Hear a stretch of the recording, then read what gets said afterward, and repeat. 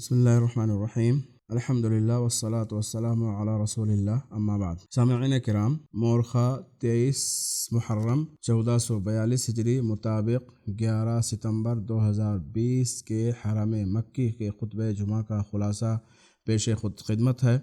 خطیب ہیں فضیلۃ الشیخ صالح بن حمید حفظہ اللہ، اور عنوان ہے اللہ کی خوشنودی کا حصول کیسے۔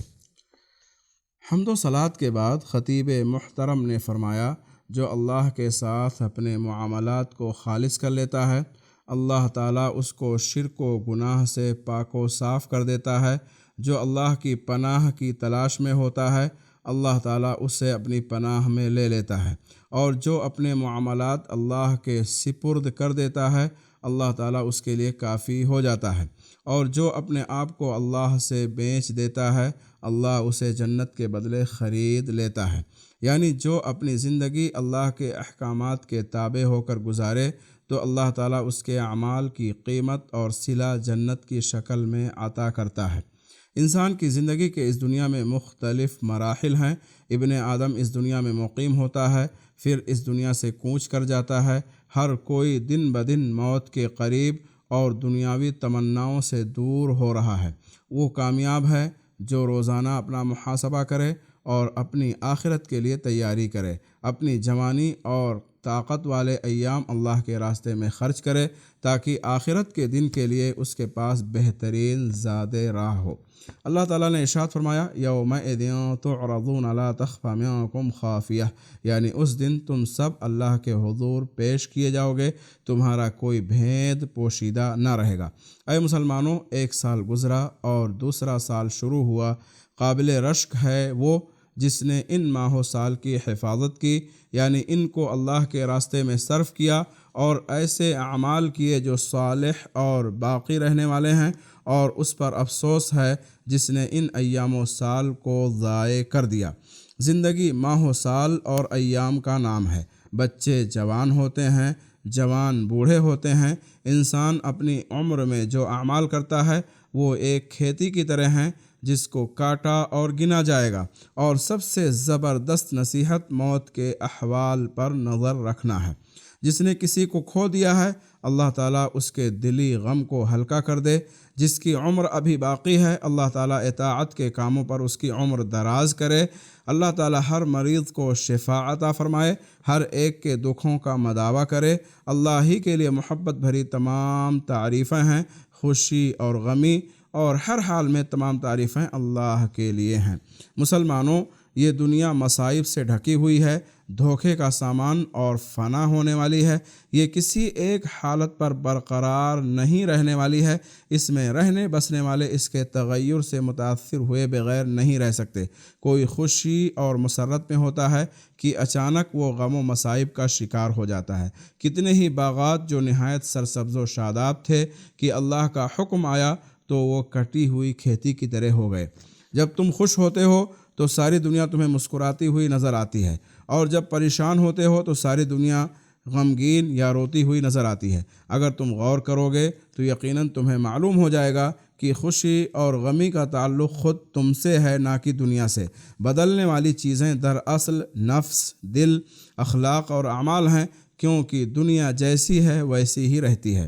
لوگوں کی رضا ایسا مقصد ہے جو کبھی حاصل نہیں ہو سکتا، اور اللہ کی رضا ہی اصل مقصد ہے جسے چھوڑا نہیں جا سکتا۔ لہٰذا ایسی چیز کے حصول میں مشغول ہو کر جو کبھی حاصل نہیں ہو سکتی، ایسی چیز سے غافل مت ہو جانا جسے چھوڑا نہیں جا سکتا۔ یعنی لوگوں کی رضا کی تلاش میں مشغول ہو کر اللہ کی رضا سے جو تمہارا اصل مقصد ہے غافل مت ہو جانا۔ اہل علم کہتے ہیں اللہ تعالیٰ نے زمین و آسمان کی تخلیق سے پہلے ہی یہ فیصلہ صادر کر دیا ہے کہ جو اللہ کی اطاعت کرے گا اللہ اس کو عزت دے گا، اور جس نے اللہ کی نافرمانی کی اللہ اس کو ذلیل و رسوا کرے گا۔ عزت اطاعت سے جبکہ ذلت معصیت سے مربوط ہے۔ دوسرے خطبے میں شیخ محترم نے حمد و صلات کے بعد فرمایا، قرآن مجید آپ کی زندگی کی حفاظت، آپ کی سعادت اور آپ کے مقصد حیات کو واضح کرتا ہے۔ ارشاد باری تعالیٰ ہے، وَاعْبُدْ رَبَّكَ حَتَّى يَأْتِيَكَ الْيَقِينُ، یعنی اپنے رب کی عبادت کرتے رہو یہاں تک کہ تمہیں موت آ جائے۔ قرآن کریم نے آپ کے بول چال کے کلمات کی بھی حد بندی کر دی، چنانچہ فرمان الہی ہے وَقُلْ لِعِبَادِي يَقُولُ الَّتِي هِيَ أَحْسَنُ، یعنی میرے بندوں سے کہہ دیں کہ وہ بہت اچھی بات منہ سے نکالا کریں۔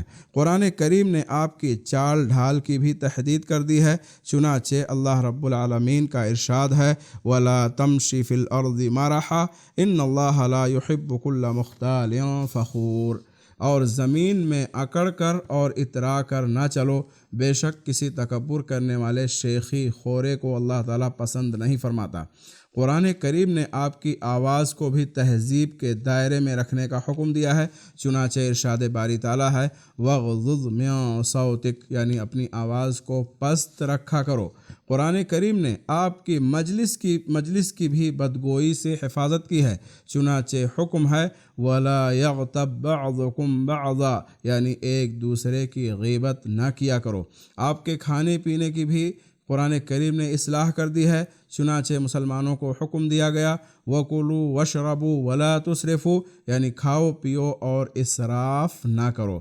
اور ان تمام احکام کو قرآن نے ایک ہی آیت میں جمع کر دیا ہے، چنانچہ اللہ رب العالمین کا فرمان ہے وَلَا تَقْفُ مَا لَيْسَ لَكَ بِهِ عِلْمٌ إِنَّ السَّمْعَ وَالْبَصَرَ وَالْفُؤَادَ كُلُّ أُولَئِكَ كَانَ عَنْهُ مسؤولا، یعنی جس بات کی تمہیں خبر نہ ہو اس کے پیچھے مت پڑو، کیونکہ کان، آنکھ اور دل ہر ایک سے پوچھ گچھ کی جانے والی ہے۔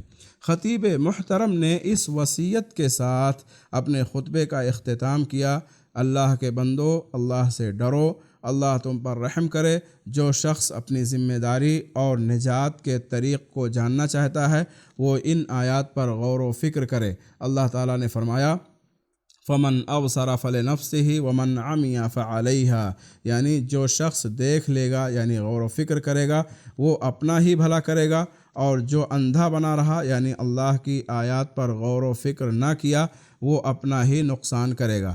اس آیت پر بھی ہمیں غور کرنا چاہیے، من عمل صالحا فلنفسه ومن اساء فعليها، یعنی جو نیک اعمال کرے گا وہ اپنے فائدے کے لیے ہی کرے گا، اور جو برے اعمال کرے گا اس کا وبال بھی اسی پر ہوگا۔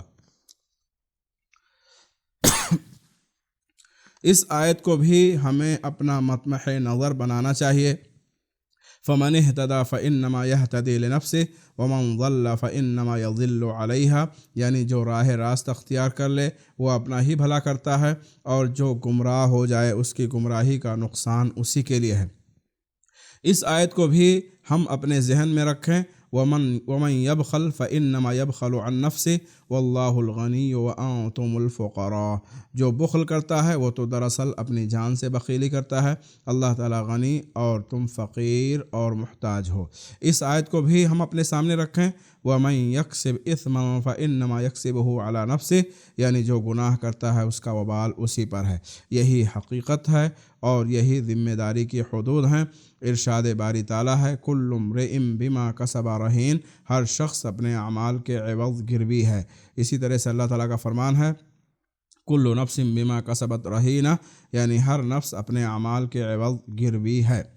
دوسروں کی تقصیر و انحراف آپ کے لیے عذر نہیں بن سکتا۔